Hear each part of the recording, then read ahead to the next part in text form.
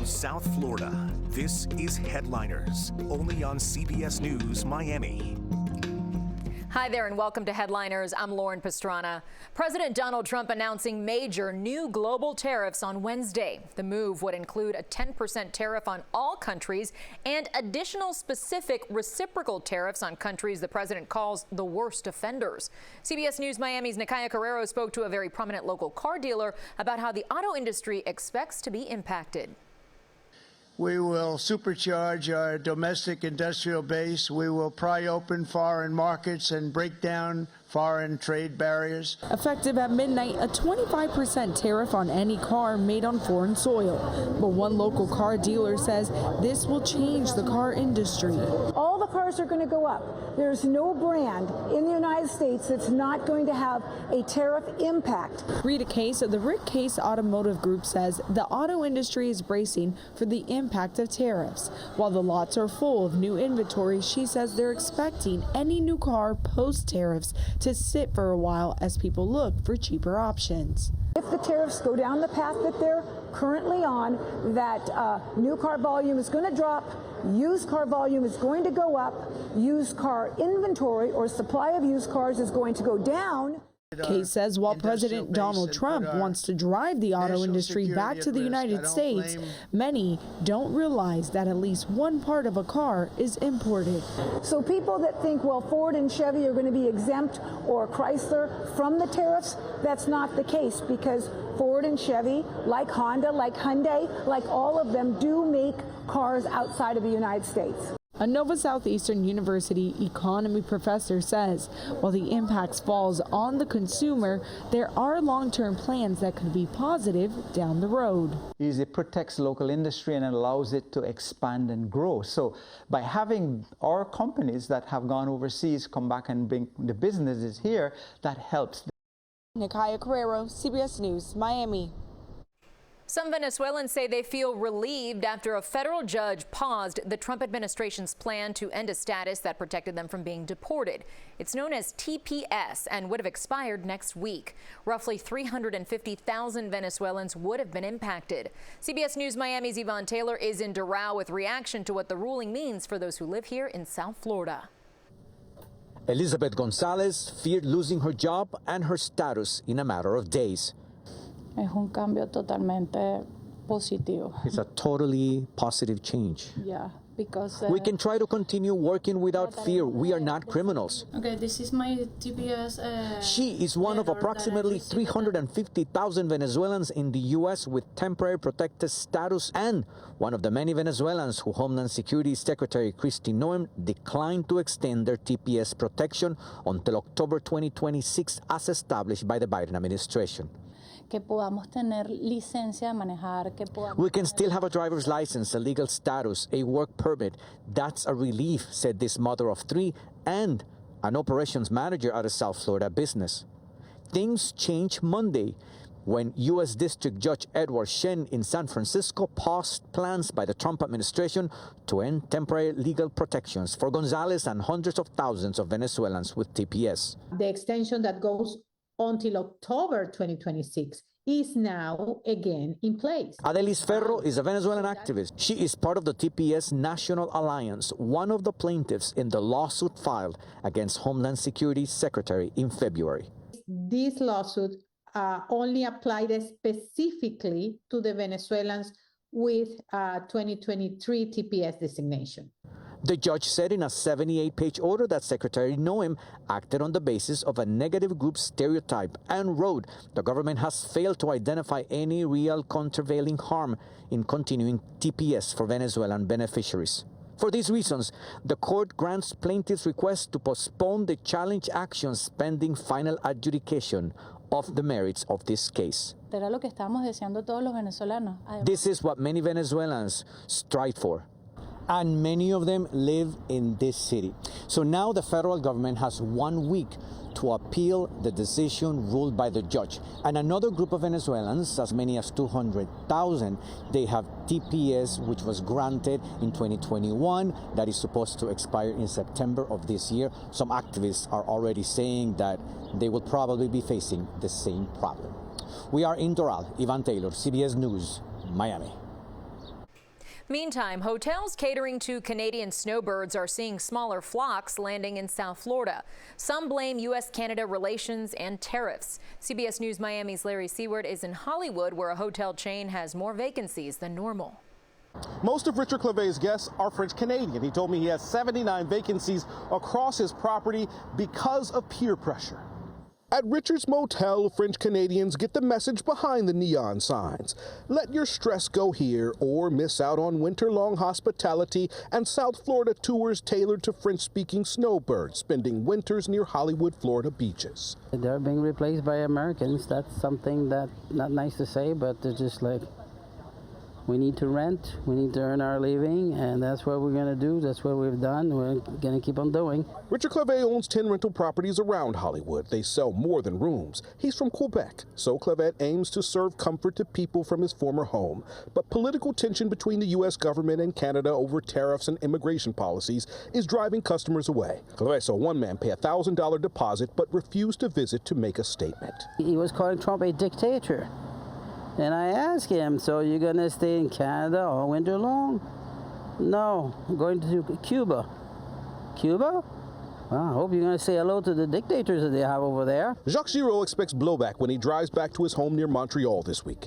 I felt no pressure, but I feel a lot of pressure right now. He and his wife spend 5 or 6 months a year here. I've even been told when I come back home not to speak about the president. I've heard that if I come back and I start talking about him, I'm going to be like Sean Delon. Does that surprise you? Well, aren't we allowed to have freedom of speech, freedom of thought, freedom of whatever? Giraud refuses to skip his favorite winter spot. Still, Clavet has 79 vacancies to fill. It hurts his heart, but he will not let it hurt his business or his family's wallet. Clavet told me that Americans made sure that his properties did well, renting a lot of rooms over the weekend, but he's confident that U.S.-Canada relations will improve, the tariffs will roll back, and the normal Canadian renters will return. In Hollywood, Larry Seward, CBS News, Miami. When we come back, no more fluoride in our drinking water. See the latest decision by Miami-Dade commissioners that's stirred up quite the controversy locally. That's next. From South Florida, this is Headliners, only on CBS News Miami. Welcome back. I'm Lauren Pastrana. Miami-Dade is one of the largest counties in the state to vote to remove fluoride from its drinking water. And the decision received some mixed opinions. CBS News Miami's Maribel Rodriguez joins us from Southwest Miami-Dade and spoke to a dentist about how the move could impact South Floridians. Since yesterday's commission vote, I've been overwhelmed by messages from residents on this issue, people from all over our community. In a recorded message, Mayor Daniela Lavin Cava speaking out one day after the Board of Commissioners voted to remove fluoride from the county's drinking water. This is a critical issue, one that affects the health and well-being of our entire community. That's why I believe it's essential to take a thoughtful approach, gathering input from health experts, dentists, and parents to make the most informed decision. Dr. Karen Sierra, a local dentist, shared her thoughts on this issue. One of the main things that fluoridation in our city water has helped is, number one, it prevents cavities. Now, fluoride strengthens the enamel and makes it much more resistant to decay, reducing cavities in both children and also adults. However, there are mixed opinions on the matter. That's why Commissioner Roberto Gonzalez says he feels residents should have the option to decide on their own whether to drink it, and that's why he sponsored the item. Now we're not going to be forced to consume fluoride if we don't want to, and the folks that want to consume it, they're going to be able to get it at the store. They're going to be able to get it from so many organizations for free, right? They're going to get it in their toothpaste, they're going to get it in their mouthwash. The mayor says for her it is important to carefully weigh all the options before moving forward. Since we've seen other communities like Pinellas County here in Florida and Buffalo, New York, remove fluoride from the water only to add it back after public outcry over a rise in dental health issues, especially in children. The health and well-being of our families is my top priority as mayor. The mayor now has 10 days to veto the decision. However, Commissioner Gonzalez says she is well in her right as mayor to do that. If she does do that, I will oppose it, but I always have the utmost respect for the mayor. And if the mayor does veto, then the item will go back to the commission and they will have to re-vote on the item. If she does not, they have 30 days to remove the fluoride or simply just stop putting fluoride into the water. Now, we did receive a statement from Miami-Dade Water and Sewer saying in part, once decision effective date is enacted, the department will decommission equipment used to supply fluoride to water. The department will notify and update customers when this does happen. In Southwest Miami-Dade, Maribel Rodriguez, CBS News, Miami. We've long known firefighters face an increased risk of cancer, but new technology means new concerns. So local doctors and researchers are looking into how electric vehicles can pose long-term health issues for first responders. Come here. Come here. Claudine Buzzo has never responded to an EV fire, but she knows the health risks involved in firefighting. I think that a lot of people don't realize what we see on a daily basis. Buzzo is a firefighter and the benefits officer for the Metro-Dade Firefighters Union. She's also a cancer survivor. I wasn't feeling good and I ended up going to the emergency room and they found a mass on my pancreas. It was a neuroendocrine tumor. It's a really rare tumor. Obviously, very shocking. After intense 10-hour surgery and a 6-week hospital stay filled with complications, she returned to light duty. Then, last year, 8 years after her first diagnosis, she was diagnosed with 2 types of breast cancer. It was a punch to the gut again. Like, I went through a lot with the pancreatic. And so, first call was to Dr. Kobitz, and she got me through to Sylvester. Sylvester Comprehensive Cancer Center is home to the Firefighter Cancer Initiative, which is currently leading a multidisciplinary study into electric vehicle fires and how they could impact firefighter health down the road. The batteries that are located in there creates a space for greater exposure to metals. Keep pushing, keep pushing, keep pushing.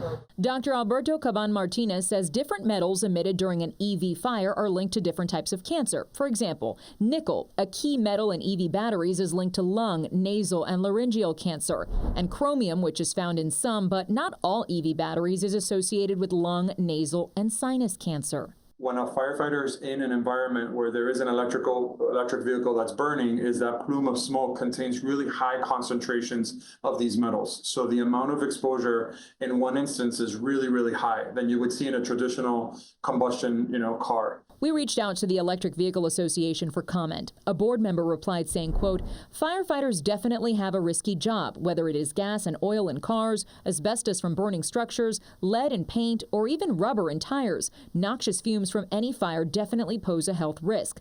I think that's why a self-contained breathing apparatus is such an important part of any firefighter's job. He goes on to say, it seems unlikely that lithium-ion batteries in EVs significantly increases on-the-job risk vis-a-vis other types of fire risk, but it appears the Miller School of Medicine's approach to this field of study is sound. Data from the National Transportation Safety Board shows electric vehicles are less of a fire risk than conventional combustion engine cars, but EV fires present unique challenges to firefighters. It's scary knowing the toxins that are coming off of these batteries. The Firefighter Cancer Initiative has had some big wins. It was instrumental in the World Health Organization's decision to designate firefighting as a carcinogenic job. It's also helped pass legislation to make sure firefighters who are diagnosed with certain cancers are eligible to receive certain disability or death benefits. When we come back, the pooch is loose. See the latest on a furry friend who took police on quite the chase and how she's doing now. That's next. From South Florida, this is Headliners, only on CBS News Miami. Welcome back. I'm Lauren Pastrana. A pooch on the loose is now looking for its forever home. The adorable pup caused major traffic jams during the morning commute Monday. Thankfully, the young dog is safe and sound and has a new name. CBS News Miami's Terry Hornstein has more. Well, first of all, thank goodness no one was hurt. There were no accidents caused by her running on the highway. I'm sorry if anybody's late to work yesterday. This 3-year-old pit bull caused quite the commotion and major traffic backups during the morning commute in Broward County Monday. Considering what she went through, she didn't have any apparent injuries, she wasn't limping. Now affectionately called Taylor Swift, because of those swift moves on the 595 eastbound ramp, the pup is safe and sound, recovering from her ordeal at the Humane Society of Broward County. She is a very sweet girl. A very sweet girl with a not so sweet start to life. She has a large scar right here. Staff says they've learned Taylor was passed from owner to owner and bred multiple times. Her whole purpose was to produce puppies for profit. And we think that she's had history of C-sections because she does have a large scar on her belly.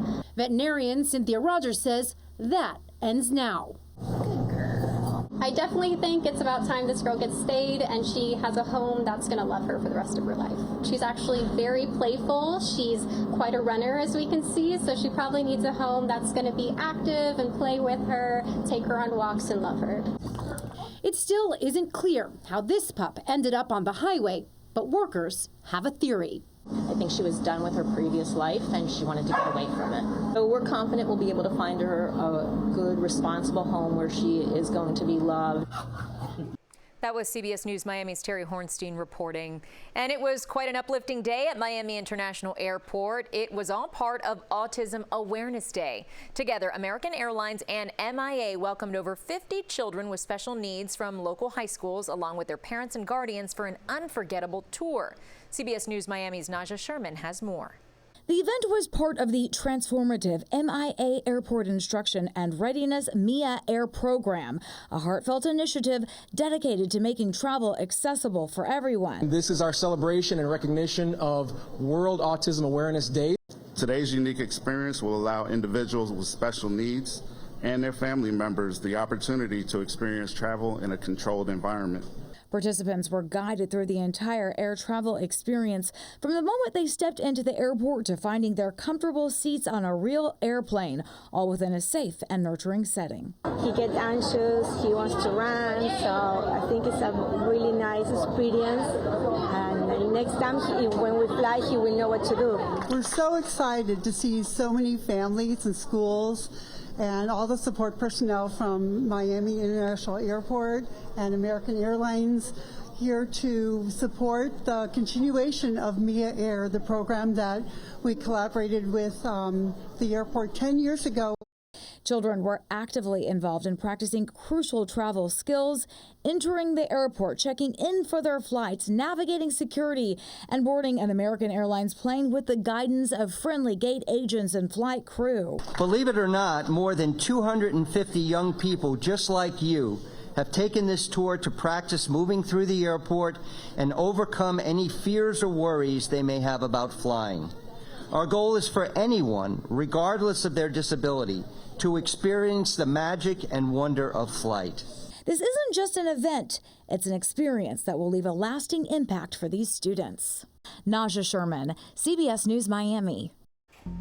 Thanks for joining us this half hour on Headliners. As always, keep it right here to CBS News Miami for up-to-the-minute breaking news and weather 24 hours a day. Make it a great one.